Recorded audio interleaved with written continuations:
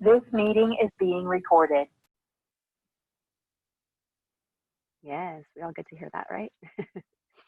Okay, so before we do get started in our physical practice of postures and breath work and meditation, I'd like for you to just know that there is a difference between pain and discomfort. So this is a really important point that we need to make, because a lot of times we come in with the adage that I'm going to try so hard, that no pain, no gain. And we really want to shy away from that idea that we should be experiencing pain, and that if we're not experiencing pain, that we're not getting results. So if we are getting pain through our practice, then we need to identify what that pain might be, or what that pain might feel like. So that pain might be something where you're feeling this sharp, shooting, searing pain, which is going to be different from discomfort. And those of you who did the pre-test recently, I'm sure that you felt a bit of discomfort while you were in, say, any of your muscular endurance tests. So your wall sit and your plank, or even any of the stretch tests, perhaps. You may have felt some of that discomfort of the stretch. And know that that's what we're going to be experiencing, and that we're expecting to experience for our practice. So if you are feeling discomfort, know that that's something that you're feeling sensation for the movement or the posture. But if you are feeling pain, what I'd like for you to do is try not to go as intense in that posture. So you may be pushing up against some boundaries and limitations of your body that you're just not ready for yet. So I'd like for you to kind of back off and try not to go as intensely or deeply in that posture. And if it just doesn't feel right in general, then don't do the posture. So you always have that option to opt out of the posture and take care of yourself. So please do me a favor, do yourself a favor, and keep yourself injury-free by monitoring your own self and your self-care. All right. So it looks like we are ready to go. So we're going to start off on our back. So coming all the way down into what we know as corpse pose. And for corpse pose, go lie all the way down. Okay, yes, it should be recording. I think my computer my foot hit the computer. So coming all the way down flat onto your back. And if lying flat on your back in this position feels uncomfortable, especially for your low back, you can always bend your knees and plant your feet on the floor in a half corpse position. And you notice that I adjusted my hips for that. This allows you to create a little bit more space where it doesn't feel so tight and compressed and bound up in your low back. So whichever position feels best for you, if you are able to extend your legs straight out, this would be more ideal, but then again, you have that modification as necessary. So once you do make your way onto your back, I want you to separate your feet a little bit wider than the edges of, your hips. So you're coming to about the outer edges of your mat. And from here, we're going to make some adjustments, turning the toes in towards each other, finding that internal rotation. And then we're going to rotate the toes outwards so we have it more of an external rotation. And then turn the toes in towards each other and then out. Good. And going through this a few more times, turning in and out. And as you keep doing this, you're starting to notice that the movement is actually coming from the hip joint and not from the knees or the toes or the ankles, and that we're just trying to release the hips so that we can feel more comfortable in our corpse pose. You don't have to do this every single time, but sometimes, especially if it's 10 o'clock in the morning, some of us are just still waking up. And if you've been sitting for quite a while, it should feel nice to allow those hips to warm up and loosen into position. So once the toes turn out to the sides, just allow them to stay there. The toes are turned out, and then allow your feet to just fall and relax open, like pages of a book falling open. From here, you're going to bring your arms down by your sides and leave a little bit of space with your hands away from your body. Turn the palms facing up. And then allow the fingertips to curl naturally in towards your palms, so the hands are soft. See if you can walk your shoulder blades underneath you until the shoulder blades lie flat. And then maybe even picking up your head a little behind my head. You want to be able to feel that the head can be rested and relaxed on your mat. And once we make our way into this corpse pose, also known as Shavasana, I want you to just fully relax. Give all of the weight of your body into the ground. And feel as if the ground is supporting you. That as much energy that you can release, the ground is meeting back up at your body to hold you.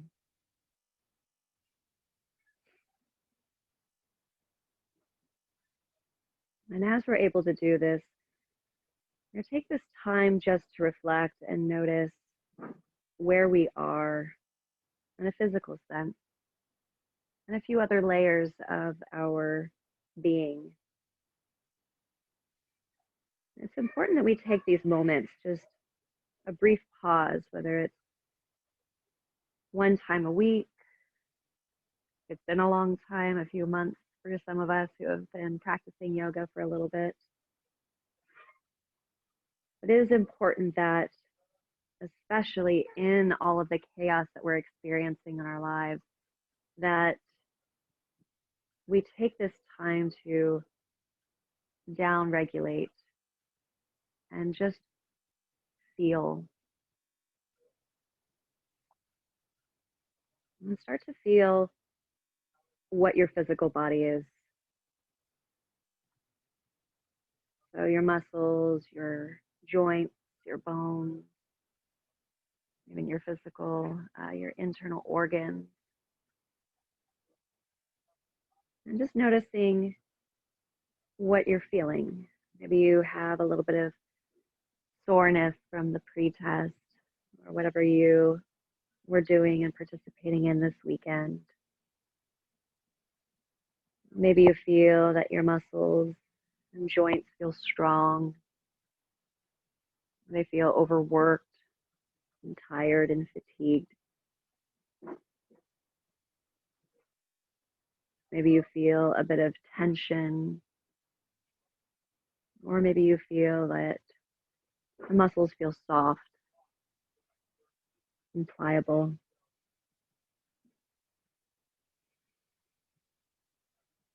And just starting to recognize where you are in a physical sense.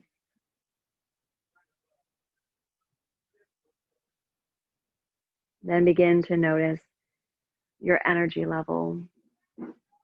And this is, maybe you're feeling a bit of exhaustion or tiredness. Maybe you're feeling a little anxiety or nervousness, especially if this is your first time practicing yoga. It's okay to feel these feelings and to notice that we are experiencing them, and we're not judging any of what we're feeling right now. We're just simply acknowledging where we are.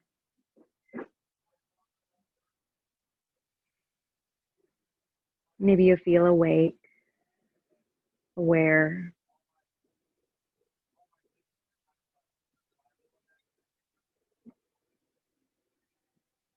And then beginning to start to notice your emotions. So some of these emotions might be a type of residue from any of the conversations, any of your thoughts, any of your experiences, and anything that's happened in the last morning, week, month or so, even more than that.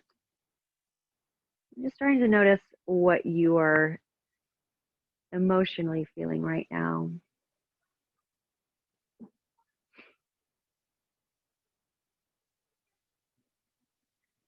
And then beginning to notice your thoughts,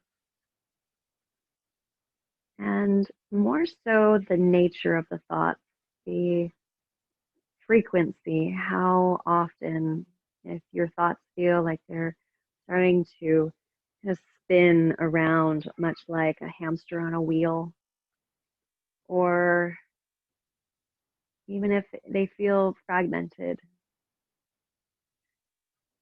that they feel that they're kind of scattered and all over the place, rather distracted. Maybe you're even noticing that you are fully present, that you're able to feel the stream of consciousness and concentration that is continuous.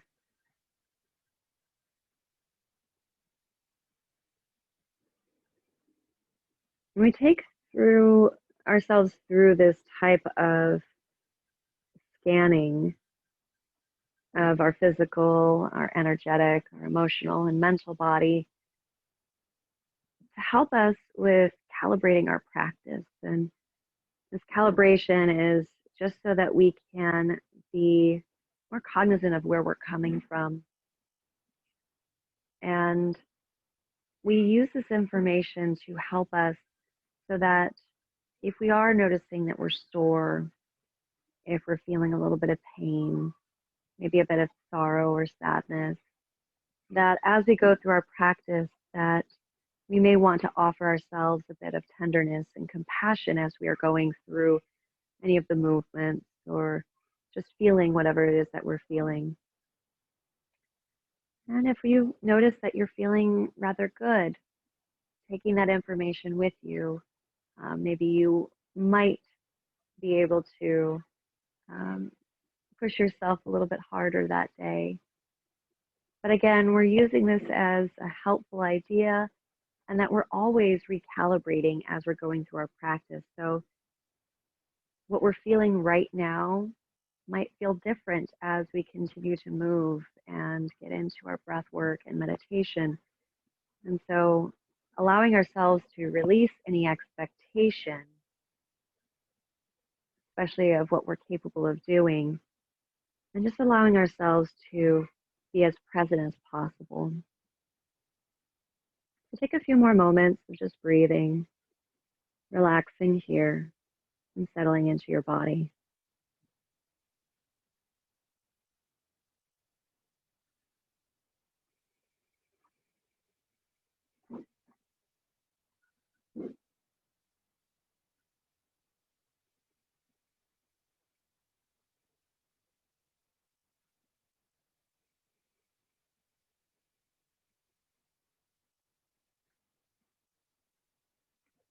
Now bringing your hands to rest on the soft part of your belly, bending the elbows and letting the arms and hands be really comfortable and soft.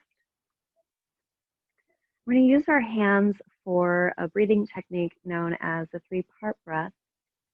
And we're going to use this 3-part breath to help us open up our lungs and stretch out from the inside out. And our hands being on our belly are going to serve as a marker for this first part of the 3-part breath. So with your next breath in, I want you to try to fill up your belly where your hands are and fill it up like a balloon, expanding. And exhaling, you're going to relax your belly fully out and the breath will just ease out. Big filling up of the breath into your belly. And exhaling fully out. See if you could do this in and out through your nose. A few more rounds here. Breathing in.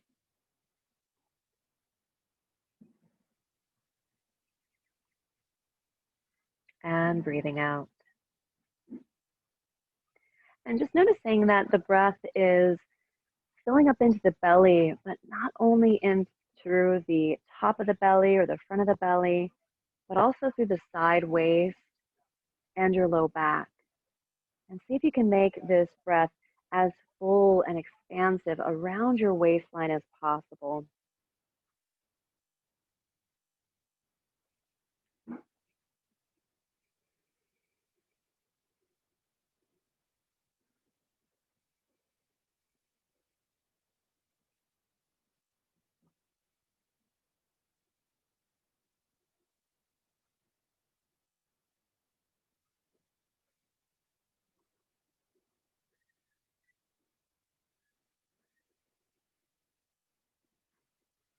Good. And keeping your right hand on your belly, you're going to slide your left hand to your rib cage. So that might be below the nipple line. It might be up along your heart or your chest. So whatever feels most comfortable for you. So the left hand is going to be on your rib cage. That's going to serve as your next part or your second part of your 3-part breath. So we're going to fill up into our belly, breathing in, expanding into the belly, just like that balloon.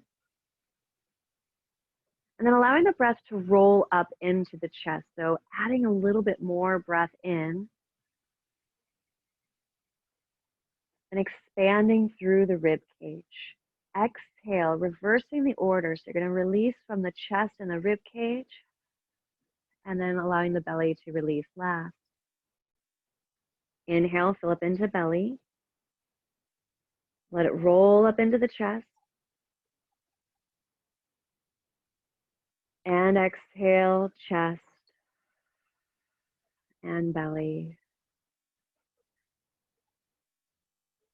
Keep breathing in this same fashion, filling up into the belly. Again, not just the front part of the belly or where your belly is shining up towards the sky, but also through the side and your back belly. And then when you're breathing into your rib cage, we're feeling the side ribs, so underneath your underarms, as well as your upper back. You might even begin to feel your shoulder blades moving as you continue to breathe in this way. Know that this breath is not going to be as much of a controlled breath as it is an exaggeration of our breath.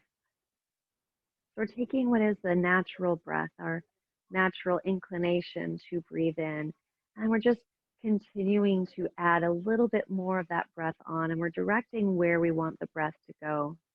Breathing into the belly and up into the chest,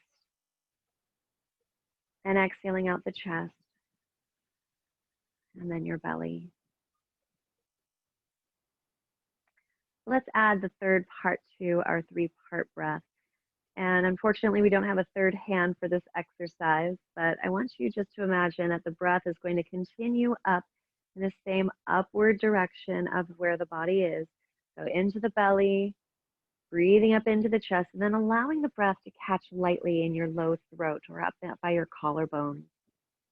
Breathing all the way up and in, and it's going to be a very subtle lift in those collarbones, and that catching of the low throat is going to be that very peak of the breath. You're going to exhale out the throat, the chest, and then the belly last. Again, a few more rounds on your own, breathing into belly, chest, and throat. And exhaling throat, chest, and belly. 2 more rounds.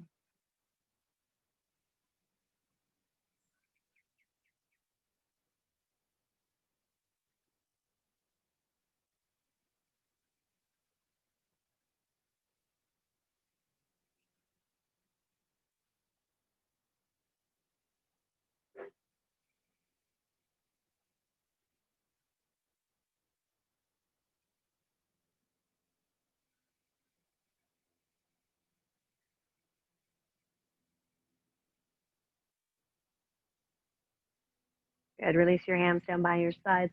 And see if you can take 1 more or 2 more breaths, just like we were doing without the markers of your hands. So mentally directing where you want your breath to flow into your body.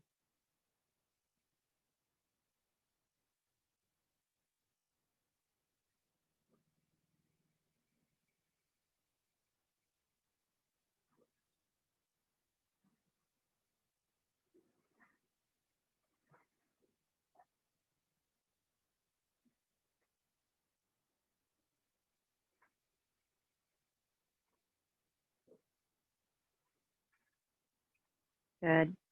Now returning to a more natural breath. It doesn't have to be as deep as that 3-part breath.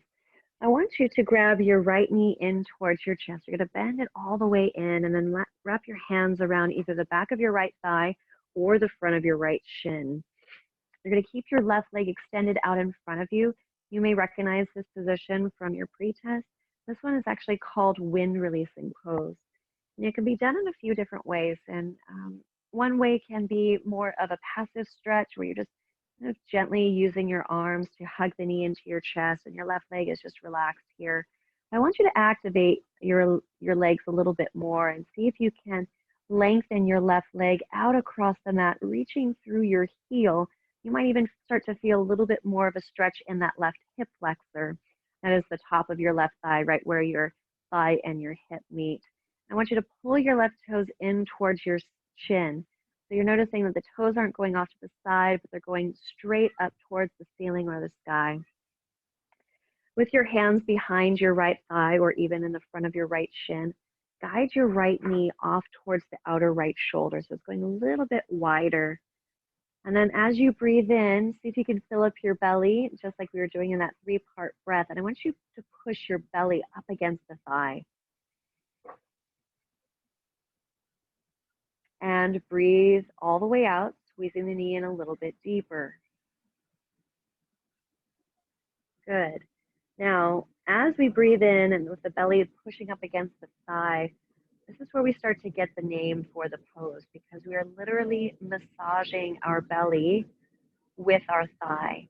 As the belly pushes up against the thigh, you start to feel that massaging of your ascending or your right colon, the right side of your abdomen. And our colon is the transportation system for our waste products.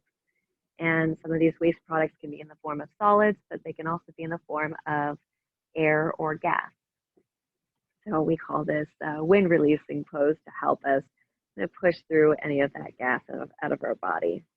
It's an excellent stretch as well. You might be feeling it also in your low back, feeling it in that left hip flexor. I like for you just to take another breath in here and release fully out.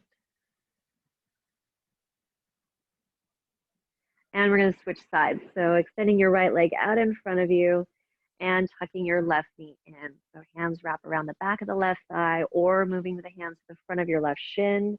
Keeping your right leg out and extended out in front of you, reaching through the heel and pulling the right toes back in towards your shin or up towards the ceiling. And again, you want that inner right thigh to roll towards the floor so you feel the toes are pointing upwards and your left knee hugging in and moving slightly towards the outer left shoulder. Good. So breathing into the fullness of your belly and breathing fully out, starting to massage your descending colon. This is its exit route. And feeling any of that movement happening. I like to say that if you haven't had your BM this morning, you most likely will have one after this, so you're welcome.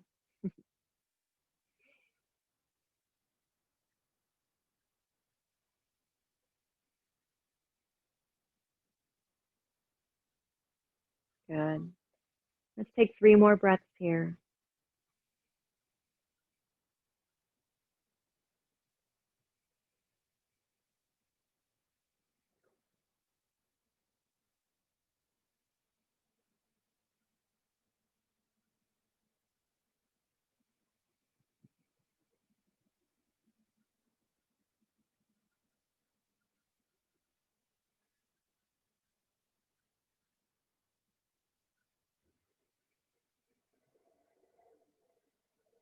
Wonderful.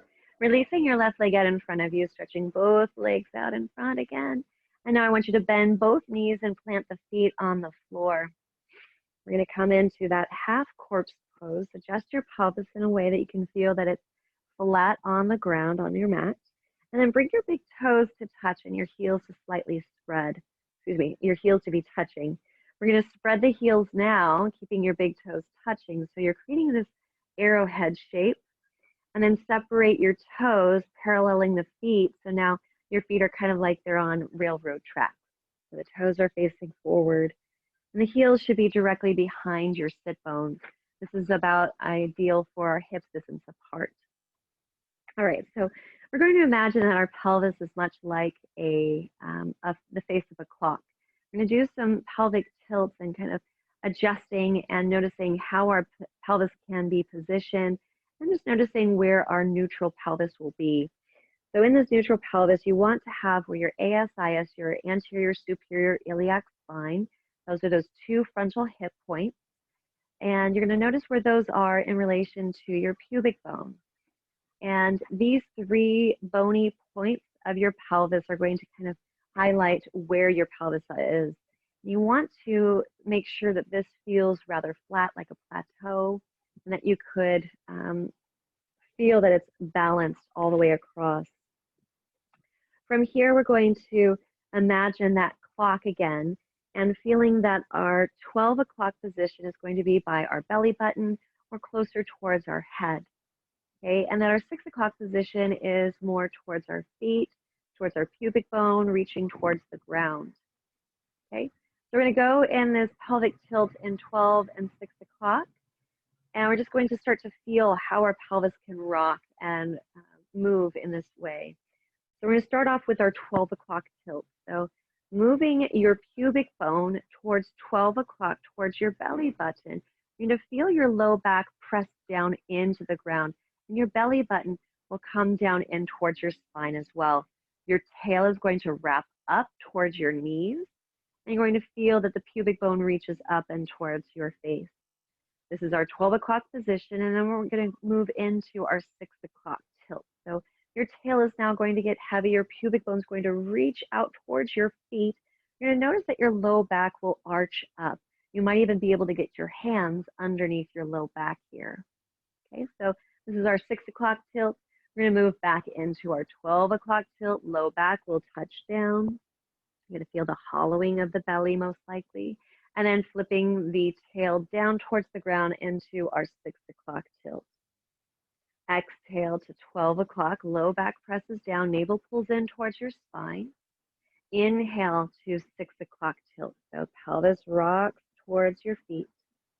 Exhale to 12 o'clock. Feeling low back pressing down. Inhale to 6 o'clock. Tail gets heavy, pubic bone reaches forward. Exhale, 12 o'clock. And inhale, 6 o'clock. Good. Exhale, 12 o'clock. And inhale, 6 o'clock. Good. Last round. Exhale, 12. And inhale, 6 o'clock.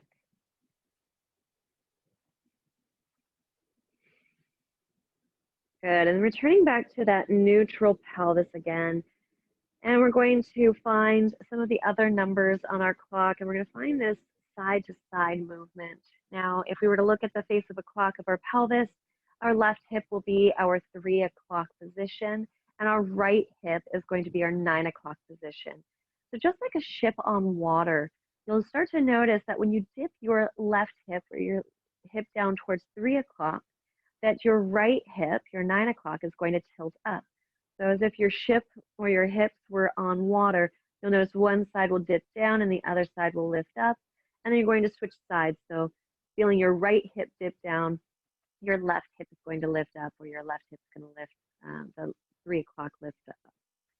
Now dipping back down to your 3 o'clock, left hip gets heavy, right hip lifts up.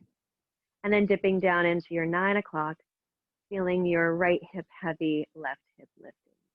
And see if you can do this without moving your knees. So it's tempting to kind of move the knees side to side, but I want you to isolate the movement into your pelvis. So feeling how the pelvis can rock side to side and tilt and shift, even just by itself. Good. And when you feel balance between both sides, I want you to come back to your neutral pelvis. So back into that neutral pelvis. And now we're going to make our clock. We're going to go into clockwise directions. And with these clockwise directions, we're going to hit those 4 points, so those 4 numbers that we talked about. And we're going to try to reach every single number eventually as we go along the pelvic rim. So let's start off with just hitting those 4 points. We're going to exhale to 12 o'clock. Scooping your low back down, pubic bone reaches up. Dipping down to 3 o'clock, left hip gets heavy. Dipping down to your 6 o'clock, inhaling there, so your tail is heavy, low back will arch. And then down to your 9 o'clock, right hip is heavy. Exhale, 12 o'clock, low back down. Rolling to your 3 o'clock, left hip heavy. Then down to 6 o'clock, tail is reaching into the ground. And then down to your 9 o'clock, right hip is heavy. Let's make our way to 12 and see if we can go all the way around, touching all the numbers from 1, 2, 3, 4, 5, 6, 7, 8, 9, right hip heavy, 10, 11, back to 12. Let's do that one more time. 1, 2, 3, 4, 5, 6, inhaling 7, 8, 9, 10, 11, 12. Back to neutral pelvis. All right, so now we're going to go back into the counterclockwise direction, so the opposite direction, going towards our right hip. And we're going to do 2 rounds of hitting those 4 different points that we highlighted before, and then we're going to do 2 rounds of going around backwards through all the numbers. So starting off with an exhale to 12 o'clock, low back presses down, and then dipping down to 9 o'clock, right hip heavy. Then 6 o'clock, inhaling, tail is heavy.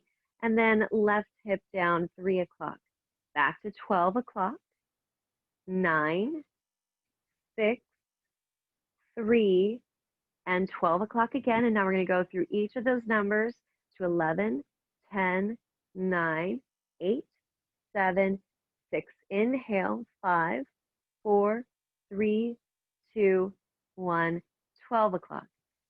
Exhale, 11, 10, 9, 8, 7, 6. Inhale, 5, 4, 3, 2, 1, 12 o'clock, and back to neutral.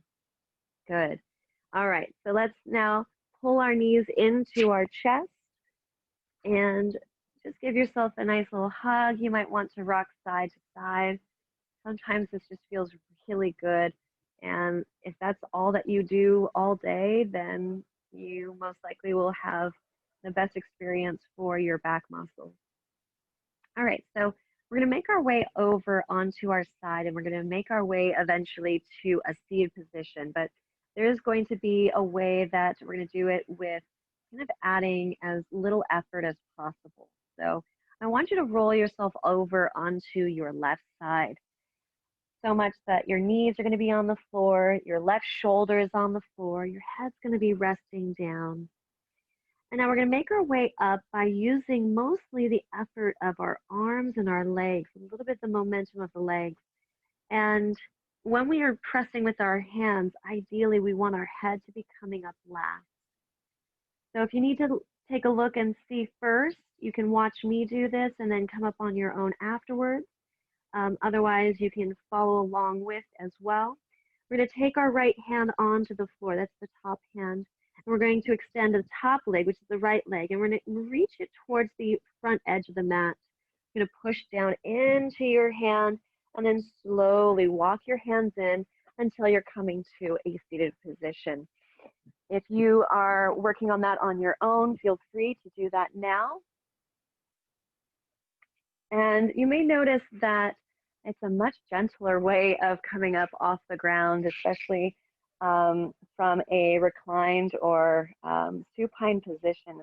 And we were there for quite a while, so we don't want to jolt ourselves up off the ground, especially as we are in that very relaxed state. So as we continue on with our practice, it's going to be ideal that we come up with as much ease as possible. And I know for myself, I've tried to adopt this way of coming out of bed when I wake up in the morning.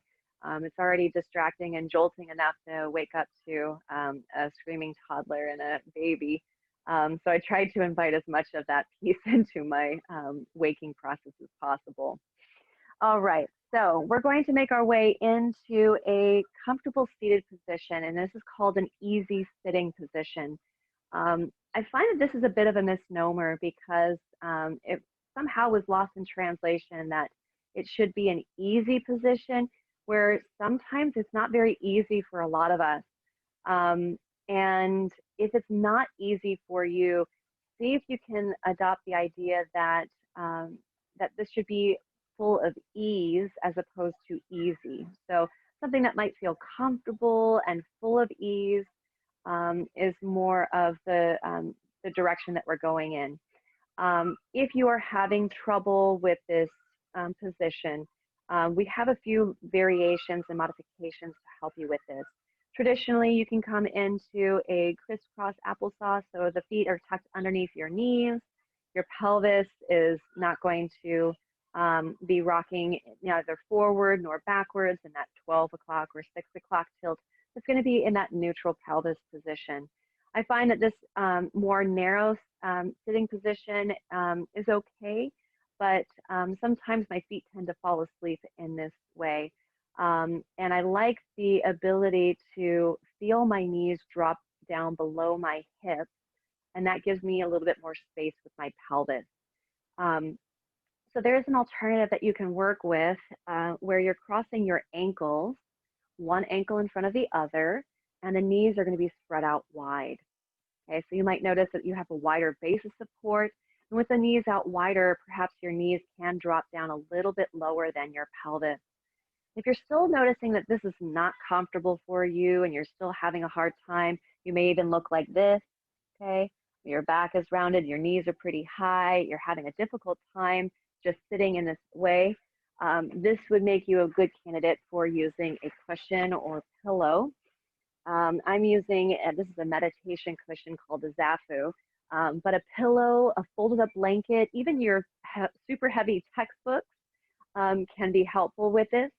And it gives you the opportunity to allow your hips to be above your pelvis, your hips to be above your knees. So your knees can drop down. You have a little bit more range of motion in your pelvis so that your pelvis, as the base of your spine, can lift up. And you'll notice that when you feel lifted in this way, you can actually breathe better, more deeply. If you round, go ahead and round and slouch, okay, and have the worst posture ever.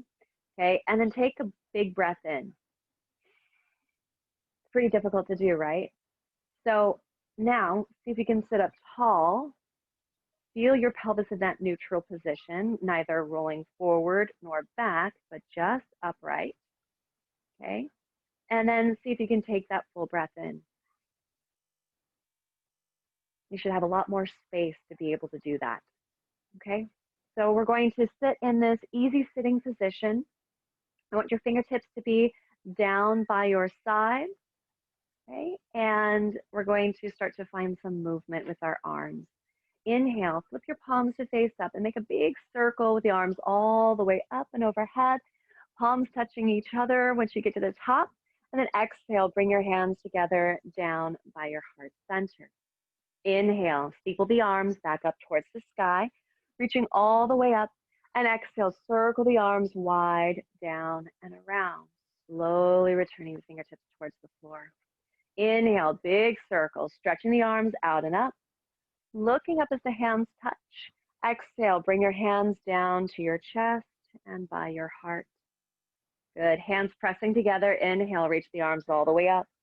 Big stretch in the shoulders and the side waist. Exhale, circle the arms wide, down and around. Good. See if you can continue to match the breath, inhaling all the way up. So the fullness of your breath, once we get to the very top of our hands touching, that's where we find we can no longer breathe in anymore. Exhale, bring your hands down to your chest. And so we're matching this movement with our breath. Inhale, bring the hands back up. Exhale, circle the arms wide, down and around. Good, last one, inhale, reaching up. Exhale, hands down to your heart. Good, inhale, arms go up. Exhale, circle wide, down and around. Good. Okay, so we're going to do some movements on some more poses on our hands and knees. But before we do that, I want to stretch out our wrists a little bit so that we can feel more comfortable when we do come onto our hands and knees. So with this next stretch, I want you to take your right hand out in front of you. I'm going to be mirroring you, so it looks like the same exact one, but just listen. It's your right hand that's going to be out in front of you like you're serving a plate. Okay, so now I want you to take your right palm, flip the palm to face forward. Okay, so the palm is reaching out in front of you. Your fingertips are pointing down. And I want you to take your left hand and you're going to walk from your elbow across your forearm to your thumb. Okay, so you're reaching from the back side. You're going to grab your thumb and start to pull your thumb back towards you. You should start to feel a stretch, especially as those fingertips are still reaching down towards the ground. Try to keep your shoulders down and relaxed here. Good. And now pulling back on your index finger. Pull, pull, pull. Again, remembering that we're not looking for pain. We're just looking for that sensation of the stretch. Good. And now pulling back on your middle finger. Ooh, we use this one a lot, don't we? Good. And then pulling back on your ring finger, knowing that you don't have to pull back as much energy, as much force and pressure. Good. And then pulling back on your pinky finger. Be very light and gentle with that pinky finger. Keep the other fingertips extended down towards the ground. Good. Release the hand. Start to make a soft fist and then circle your wrist around. Good. And switch sides. Left hand reaches out in front of you like you're serving that plate again. I want you to flip your palm to face forward. So you're reaching from as much as of a 90-degree angle at your wrist as possible. All right, now you're going to take your right hand, walk it from your elbow towards your forearm, and then down to your thumb. You're going to pull back on your thumb and start to feel that stretch there. Still keeping that tall, lifted spine so that we're taking full breaths in and out here.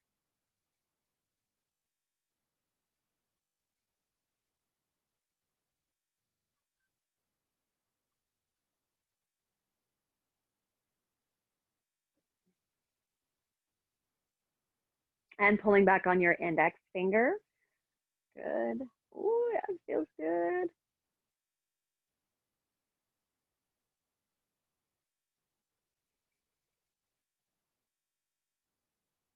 And now pulling back on your middle finger.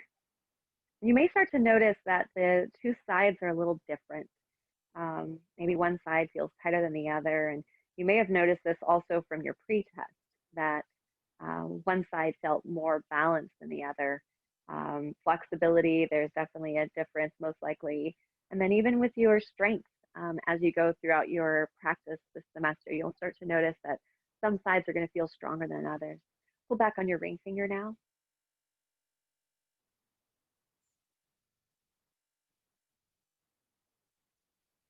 And then pull back on your pinky. Again, be very gentle.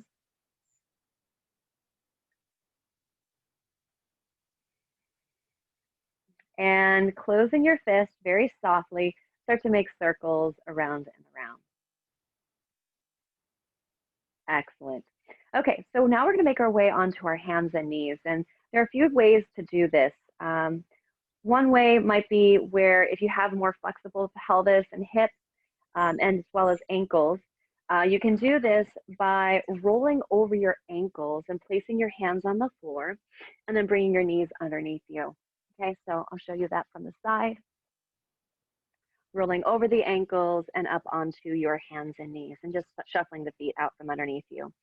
If that doesn't feel comfortable then and your hips are still kind of tight and loose, or not loose, swing the feet off to one side and then make your way up onto hands and knees. And you may notice that as we continue out throughout the semester that you will start to loosen up and maybe even be able to roll over your ankles in time.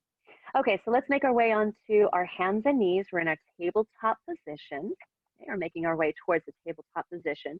The hands are directly underneath your shoulders. And I want you to bring the creases of your wrists so that they're parallel to the front edge of your mat. Okay, so with those creases of your wrists parallel to the front edge of the mat, spread out all 10 of your fingerprints. And when we do this, we create a wider base of support for ourselves. And we also start to engage our hands differently. And when I want you to engage your hands in this way so that we're gripping into our fingerprints, okay? Our fingerprints, okay? So the very tips of our fingers, I want you to grab onto the mat, almost like you're palming a basketball, or if I like to imagine even a gecko, those little suction cup fingers, fingertips.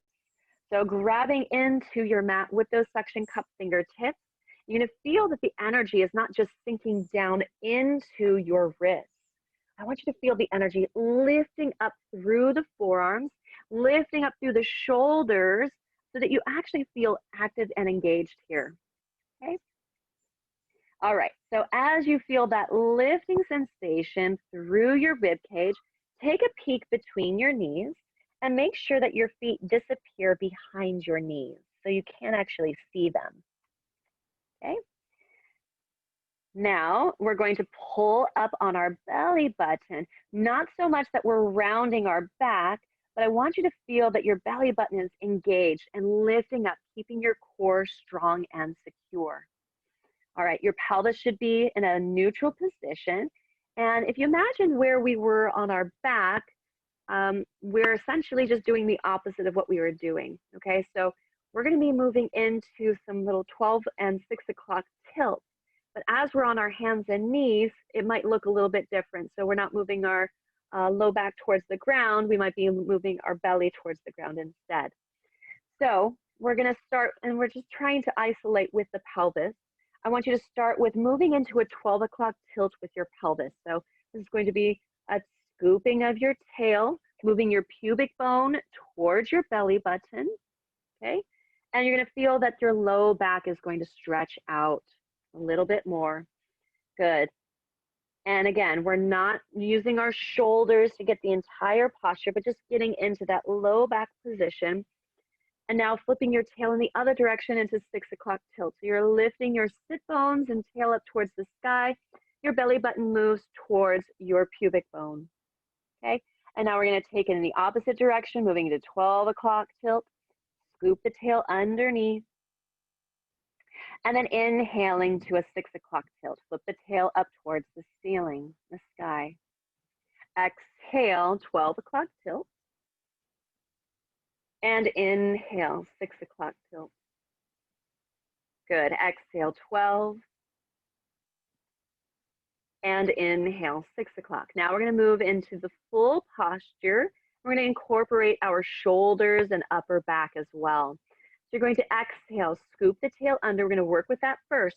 Now press into your hands, round your upper back, and tuck your chin into your chest. Okay, so it's almost like you're looking at your belly button. This is called cat pose. Okay, so you feel that full rounding of your upper back and lower back.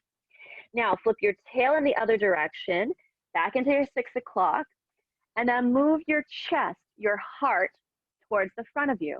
So your collarbones are widening across your chest, your head lifts up, you're looking up and smiling. Good, and this is called cow pose. Exhale, round your spine into your cat, tuck the chin in, look at your belly button, cat. And then inhale, flip the tail back up towards the sky, heart shines forward in your cow pose. Good, exhale, round the spine again into cat, press into the tops of the feet, the hands and the knees. Inhale to your cow. Exhale, round the spine. Inhale back into your cow. Exhale, cat. Inhale, cow. And exhale to a neutral position. So back into your tabletop position. So everything is nice and flat again. We're going to move into child's pose next. And I want you to bring your knees together to touch and your big toes to touch as well. Sit your hips back all the way on top of your heels and give your bottom a little wiggle. And from here, bring your forehead down towards the ground as best as you can. So you want to feel where your tail is heavy, and your hips are down on top of your heels, and your forehead is heavy also. Your arms are going to circle around by your feet with the fingertips moving in the same direction as your toes, and just relax your shoulders down towards the ground. This is our traditional form of child's pose. And if you have any type of issues that you're experiencing right now, so it may feel like you might feel a lot of knee pain. If you have knee pain and this is a range of motion issue, that you're not able to bend the knee fully without having that pain in your knee, you'd be a good candidate to be using your towel, and you'll roll up your towel like so, and then you're going to place it into the crook of your knee, so right in the back of your knee here, whichever knee is bothering you. If it's both knees, then you would place 2 different towels there, and then you'll place that towel there, okay? Sometimes that can alleviate some of that pain and pressure there. If you're noticing that the pain in your knees is coming from not having enough cushion underneath your knees, you can place your towel right at the top of your shins where your knees are meeting that, and you can place your knees there as well. Now, if you're also not feeling this because you feel like you're digging your face more into the ground and your butt is flying really high right now, kind of like you're just face planting, you might want to come into the variation of child's pose instead. And this one is called extended child's pose. So with extended child's pose, your hips are all the way back on top of your heels, your belly is on your thighs. And instead of your arms being down by your sides, your hands are going to be out in front of you. With your hands out in front of you, it's almost like you're using your hands to help encourage your hips all the way down onto your heels. Your head may not touch the ground in extended child's pose, but you're just going to allow your head to relax all the way down as best as it can. Okay? So these are a few variations and modifications of our child's pose. And one of the my favorite variations of child's pose, which we haven't done quite yet, is the wide knee variation. Now, when I was pregnant, this was extremely important that I do this particular position, but sometimes it just feels really nice on the back and spine as well. So you can do this at any point. You don't have to be pregnant. Maybe you can have a full belly, or it just feels really good on you. For this wide knee variation, your knees are going to separate wider than your pelvis, enough for your belly to come in between your thighs. You're still going to keep your big toes touching, and you're going to reach your belly down in between your thighs and bring your forehead down, arms stretched out in front of you. So feel free to try any of these 3 variations of child's pose, the traditional with the knees together and the hands down by your sides, maybe the extended version with the arms out in front of you, or the wide knee extended version. So come into whichever one feels appropriate and best for you, and know that some days, some variations are going to feel more appropriate than other days. Okay, so just take a few more of your deepest breaths here.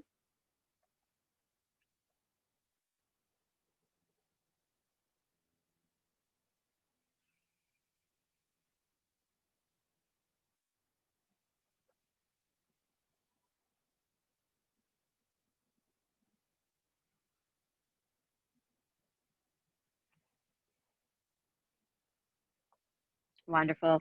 Now let's make our way back up onto our hands and knees. We're going back into our tabletop position. We've got one more position that we're going to address in this way. So back in our tabletop position, we're going to move into what's called balancing tabletop or bird dog. This can be a little bit challenging, I'm just going to warn you, but it's also fun. Okay, so we're going to set ourselves up for this. Again, we want to maintain that strong, active core. Our pelvis is in neutral. I want you to grip down into the mat with your fingertips, all 10 of them. I want you to keep pressing down through your knees and tops of the feet. Take your right arm out in front of you like you're about to shake someone's hand. Okay, so your right hand is out in front of you. The arm is by your ear. The thumb is pointing up. You're going to keep your belly button pulled in towards your spine. See if you can look down at your mat without dropping your head, but you're going to lift your right arm in line with your ear. Good. Slowly lower your right hand down. And now switch sides. So left hand is going to reach out in front of you. Thumb spins up towards the sky. Palm is facing towards the right. Good. And notice the tendency to lift the entire shoulder. See if you can maintain that strong, stable, and balanced core. And then lower your left hand back down. Okay. Now we're going to incorporate the legs. So it's really important that we try to maintain that neutral pelvis as we do this. No dipping into 3 or 9 o'clock or 6 o'clock or 12 o'clock. Keep your body structured, and we're going to kick our right foot back behind us, extending that right leg all the way back, reaching through the heel, draw the navel in, and point those right toes towards the floor. The tendency can be to lift that foot up really high, but when we do that, when we bring that foot above our hips, we can dump into our low back. So I want you to keep a long, straight line from the crown of your head to your right heel. Good. And lowering your right knee down, trying not to move any other part of your body. Extending back now through your left leg, reaching through the heel, flexing at the foot, inner thigh rolls up towards the sky. Good. Draw the navel in and just keep reaching through the crown of the head. So we're still just prepping for that balancing tabletop and that bird dog pose. It's the same pose, it just has 2 different names. Good. And slowly lowering your left knee down. Okay, so now we're going to incorporate both the hands and the legs at the same time. Not both of them, or all 4 of the limbs, but you're going to reach back with your right leg and now extend through your left arm. So opposite arm and leg. Good. And see if you can keep your pelvis balanced. Good. Noticing, is my pelvis lifting up on one side over the other? See if you can lower one side or maybe even lift your rib cage on both sides as well. Good. Take another full breath in here and grip with those right fingertips. Exhale, release hand and knee down. Fun, right? All right, if your wrist is bothering you, you can grab onto your fist and start to make little circles with that right hand. Good. And now we're going to switch sides. So left leg extends back behind you, reaching through the heel, draw the navel in, and now reach forward with your right arm. Again, trying to find that long reach through the right fingertips and that back left heel. Keep the navel drawn in, the rib cage pulling up.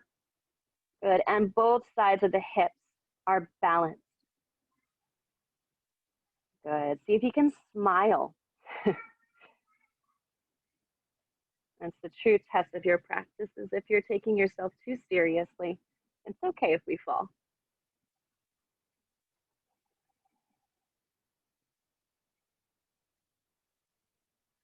And slowly releasing hand and knee down. Release your left wrist. You can make that fist and circle it out. And now come into your child's pose of choice. So whichever variation works best for you, knees together, knees apart. And bring your hips back on top of your heels, forehead down to the mat.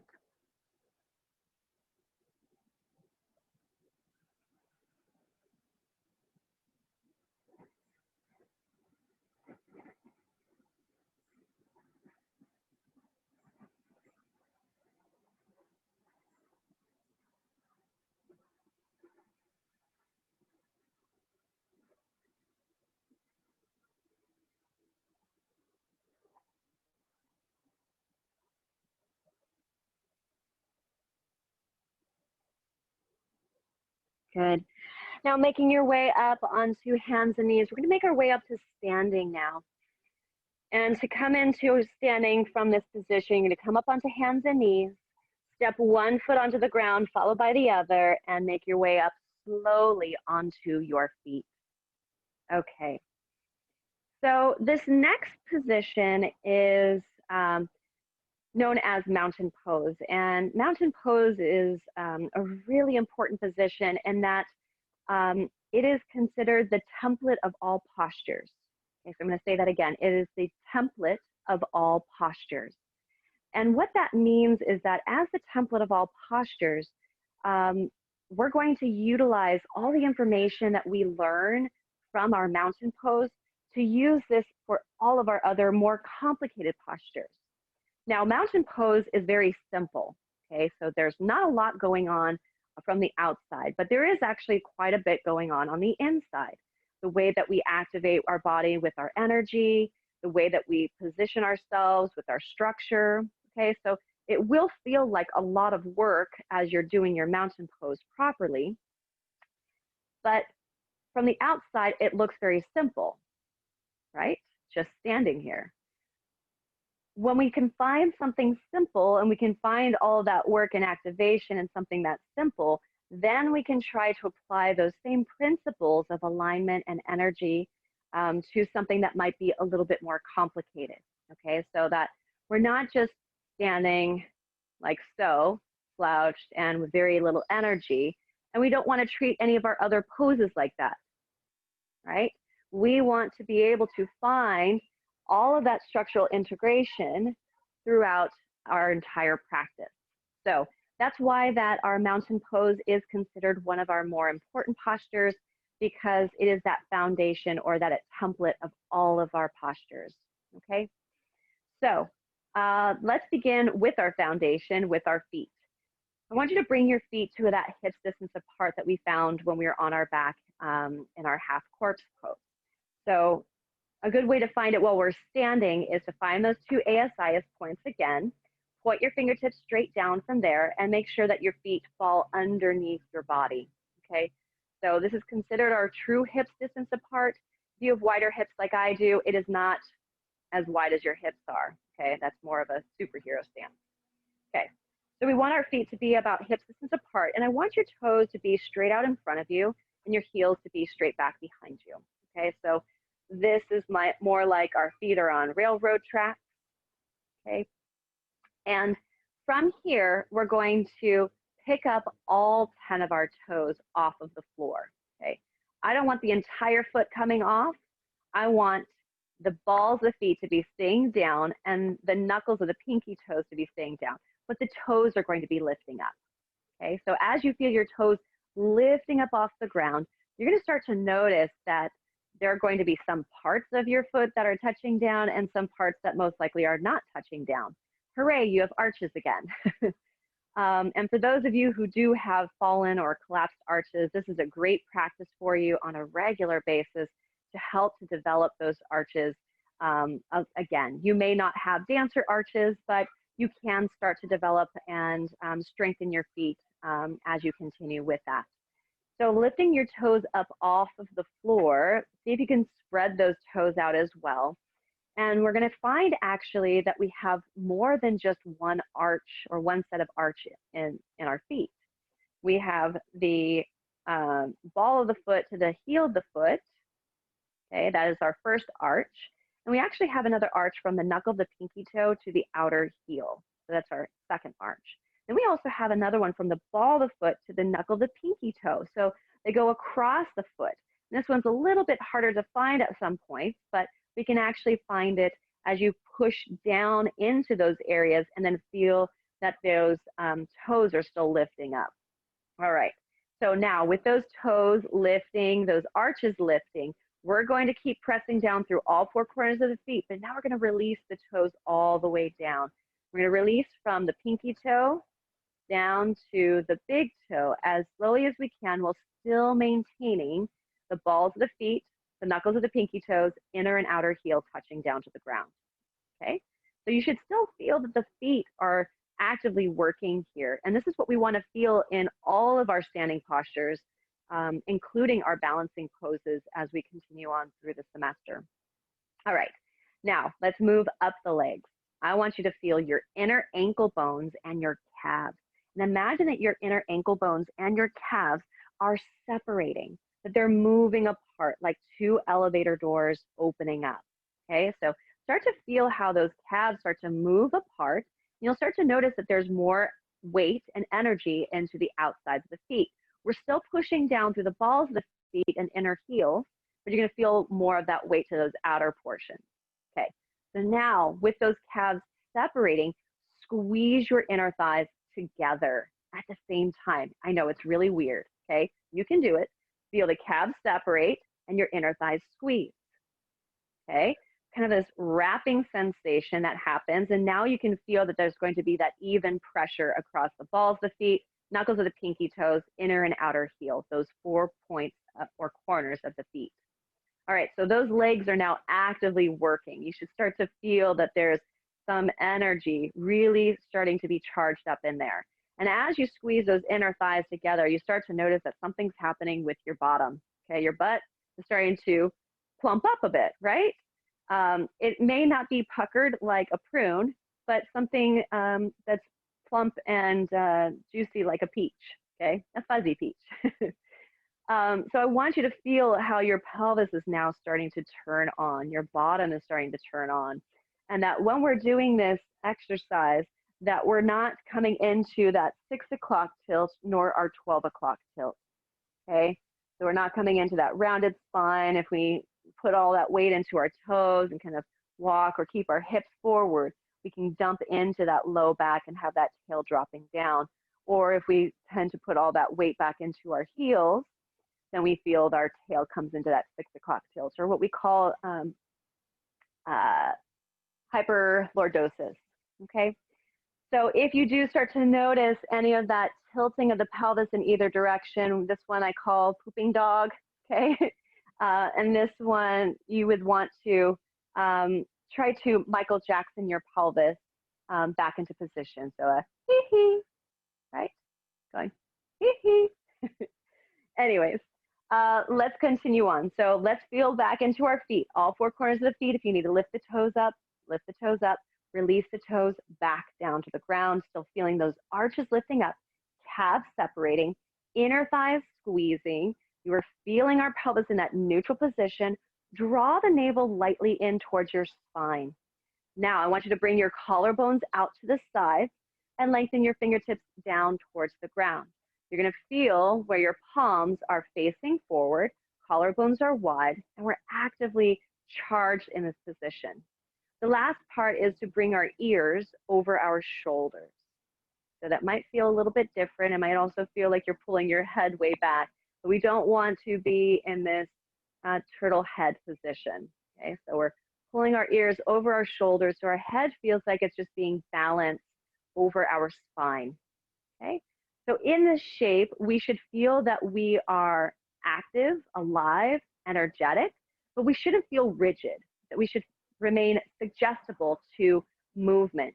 Okay, so as we will incorporate a little bit of movement into this position, okay, we want to be able to catch ourselves so that we're not just locked in, going to, trust fall into something else. Okay, so let's take a few of our deepest breaths here in our mountain pose, feeling the arches of the feet lifting up, inner thighs squeezing, calves separating, feeling that navel draw in, collarbones wide, hands down by your side. We're going to take a full breath in and feel the breath in wash up the front of the body. Feel it all the way up. And then as you exhale, feel that exhalation wash down the back of the body. Let's try that one more time. Inhale like a big geyser, washing up the front of the body. And exhale all the way down like a waterfall, pouring down your back, your tail, your calves, down to your heels. Good. Feel free to close your eyes. And again, we're still trying to keep our knees soft so we're not locking our knees. I want you to feel that there's energy surging throughout the body. And that you feel this connection, much like a mountain, to something that is down below, connected and grounded. But we also feel that movement of sky. We feel that we are literally connected with the heaven and earth.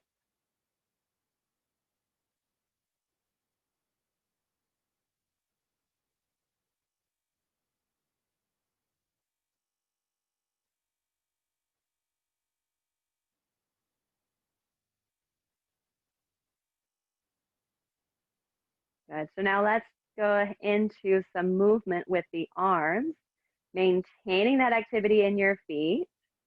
Good. Those legs are actively working. Your pelvis is neutral. Inhale and circle your arms out wide and all the way up. Look up. Exhale, bring your hands together at your heart center. Inhale, steeple the arms back up. Exhale, circle the arms wide, down and around, palms facing forward. Inhale, circle the arms wide and up. Exhale, bring your hands down to your heart center. Inhale, reach the arms up. Exhale, circle the arms out wide and around. Inhale, bring it up again. Exhale, hands to your heart. Inhale, reach the arms up. And exhale, circle out, down and around. Good, one more. Inhale, lifting up. Feel those legs actively working, lifting your arms from your feet. Exhale, hands to your heart. Sounds weird, doesn't it? But press down through your feet and inhale, reach up through your arms. And then exhale, circle the arms wide, down and by your side. Good, have a seat.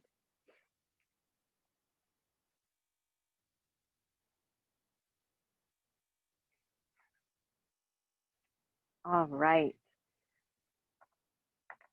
So traditionally, we will start or we'll end our practice with a corpse pose. We began our practice with that corpse pose today, but I just wanted to kind of let you know that we will end our practice with a corpse pose, and then we will end and close our entire practice with a little bit of an honoring and recognizing of each person. And that closing is done by the bowing and the sharing of Namaste.